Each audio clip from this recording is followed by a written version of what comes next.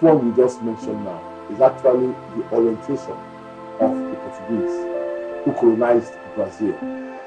The Portuguese were able to breed with the slaves.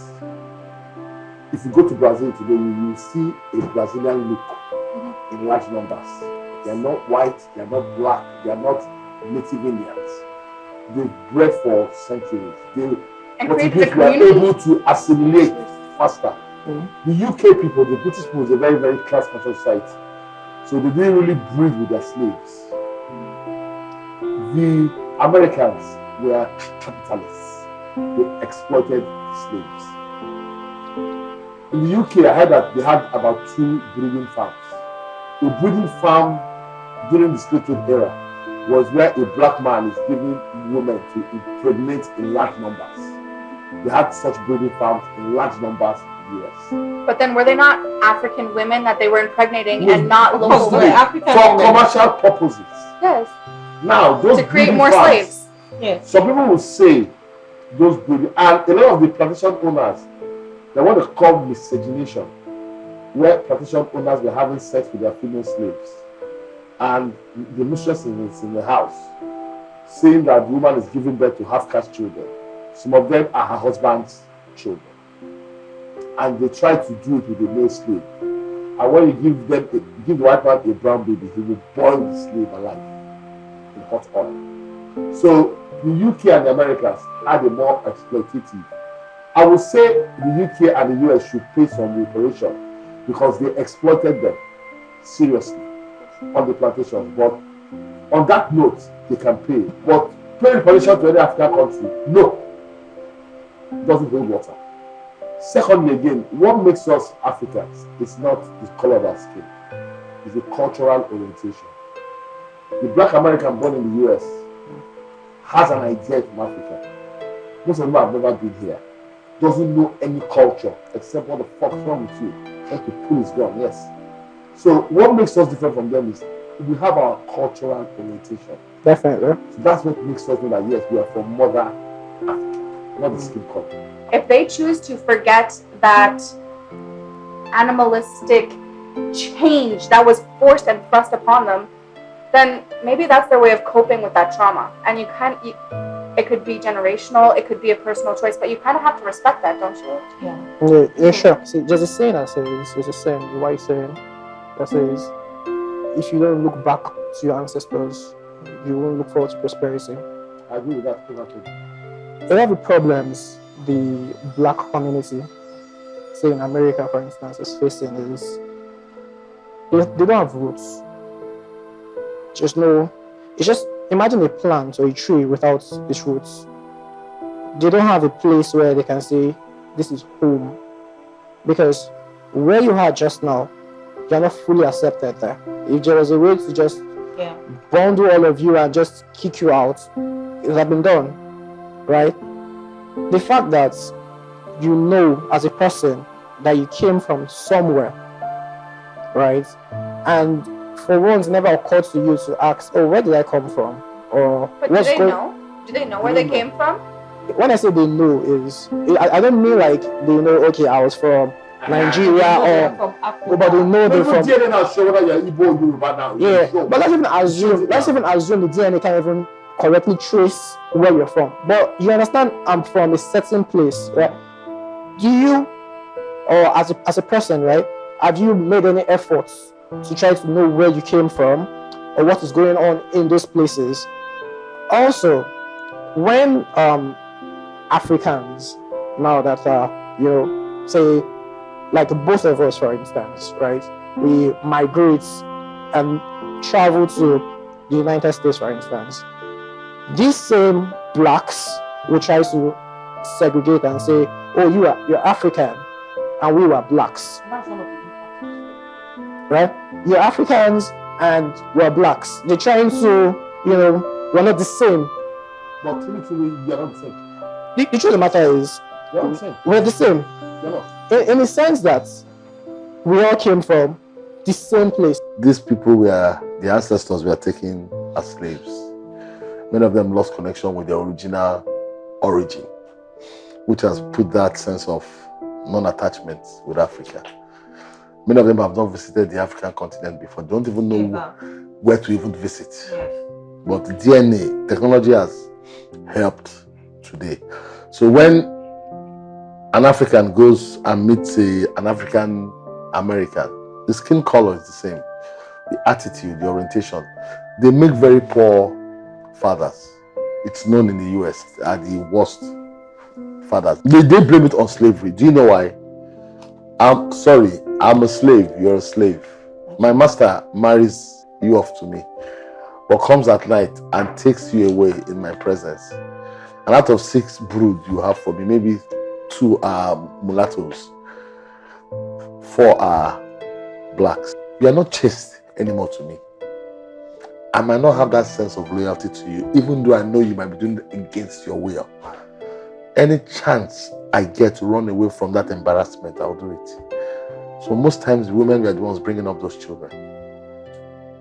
So as it happened over time. I was watching the roast of Justin Bieber. Shaquille O'Neal was there, Snoop Dogg was there, Kevin Hart was there, and one other black guy. And when one of the white women, Natasha, was trying to roast the black, said that these guys have made multiple payments in child support. I'm going to define what a father is to them. Obviously, the black one doesn't know what it takes to be a father. I, as an African, I go to America now, I have children. I will take responsibility for my children. It's my cultural orientation. I can't be having children from one point to another. It is against the culture I come from. But those people don't have that barrier. In the Western world, it's not the same. Because like where I come from, you can have children from 3, 4, 5, 6 fathers, and these women are sitting back collecting child support payments. What percentage of your population does that? Is it up to 5%? Yes. Or up to 5%? I can name more than 10 people off the top of my head. No problem. At least only what percentage of your population does that? Yes. But go to America, go to the African American society, 80% of them are doing that. Yes, because there's a sense of loyalty is different. The sense of family, the sense of community.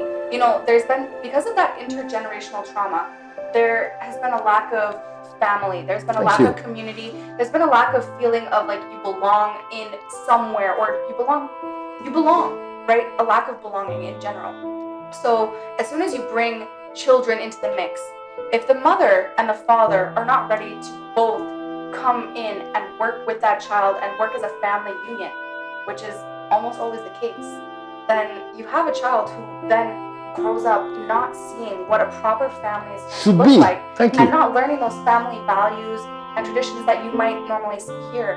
So the generational trauma has created a complete shift in what the idea of family and community is, which is why gangs are so prevalent, which is why single family homes and single mothers, or even single fathers, like it's way more common now.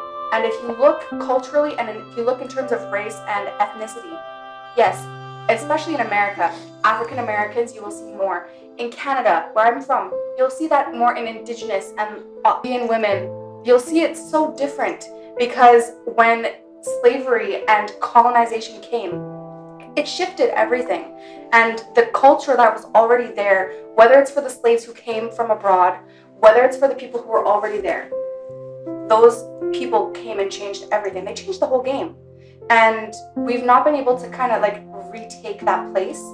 And so if you look Eastern world, Southern world, it's not going to be the same. And I don't think it can ever come back. It can improve, but I don't think it can go back to where it was. Of the opinion, right, that blacks are the same, regardless of your geographical disposition. And you made reference to the fact that a lack of knowledge of where you're from could be a reason. They know, obviously, that from somewhere, whether it's Ghana or Senegal or Nigeria or wherever it is they're from, but they know for certain that from somewhere. Definitely not European, you're definitely not Native American, you're definitely not Asian, you're definitely not Arab. So where are you from? You're African. When I hear this, a Jew is a Jew everywhere in the world.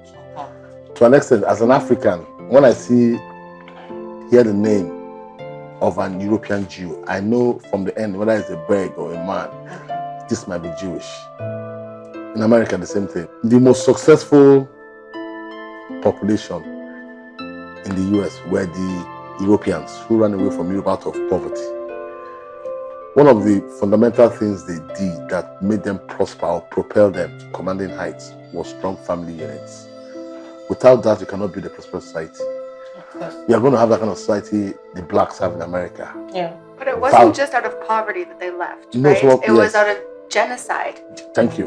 right? Yes. So it was out of necessity that Thank they you. decided that they needed to To leave leave as a that family, place. because if you left even one person, you would 90% of the time you would never hear from them or see them again, because as soon as they were taken, they got a number tattooed on their wrist. Yes. That's their identity, Yeah. and it's gone. So even if you're an African American, say that it was your great great great grandmother that was brought over, unless you decided to spend hundreds of dollars to go search for your ancestry, put your DNA on this widely open, broad network, you will have no idea where you come from. The English man unknowingly made the world an English speak. Many of us started speaking English as a first language before we started speaking our native language.